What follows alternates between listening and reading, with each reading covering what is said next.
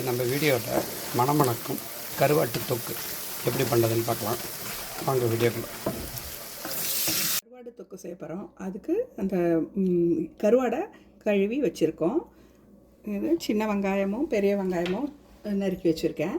தக்காளி ஒரு பெரிய தக்காளி ஒன்று நறுக்கி வச்சுருக்கேன். பூண்டு, புளி கொஞ்சோண்டு ஊற வச்சுருக்கேன். கொஞ்சம் விட்டுக்கிட்டு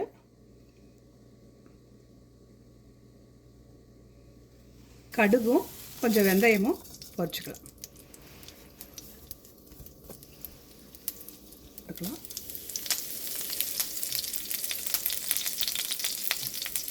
பூண்டு பல்லு கொஞ்சம் கொடியை நறுக்கி வச்சுருக்கேன்.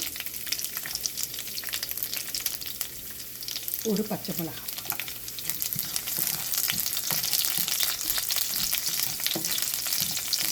வெங்காயம்,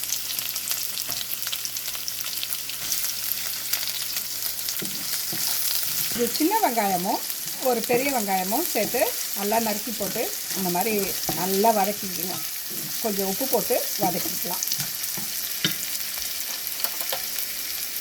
இந்த வெங்காயம் தக்காளிக்கு வேண்டிய உப்பு மட்டும் போட்டால் போதும். கருவாடுலேயே இருக்கும். உப்பு கருவாட்டிலே இருக்கும். அதனால் நம்ம ரொம்ப போடக்கூடாது உப்பு.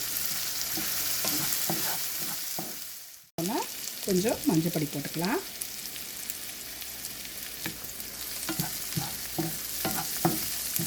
ரெண்டு ஸ்பூன் சாம்பார் மிளகாடி போட்டுக்கலாம்.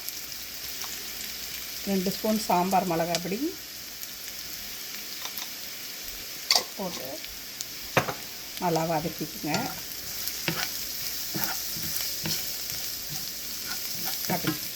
சில்லி பவுடர் போட்டு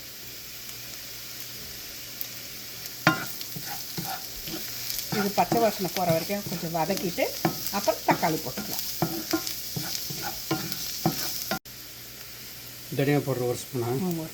1 டீஸ்பூன்.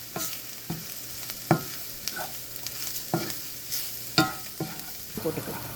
ஒரு பெரிய தக்காளி முடிச்சு புளி தண்ணியை அதில் ஊற்றிக்கலாம்.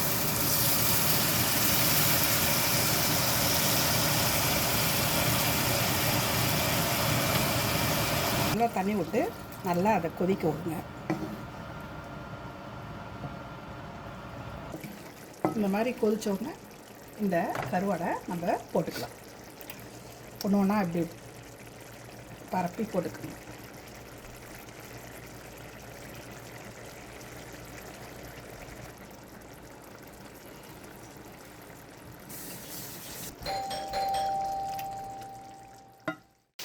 கொத்தமல்லி போட்டு இறக்கிறேன்.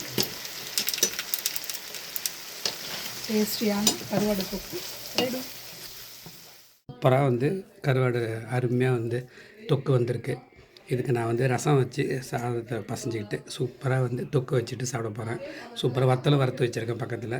இந்த வீடியோ பிடிச்சிருந்துன்னா லைக் பண்ணுங்கள், ஷேர் பண்ணுங்கள், சப்ஸ்கிரைப் பண்ணுங்கள்.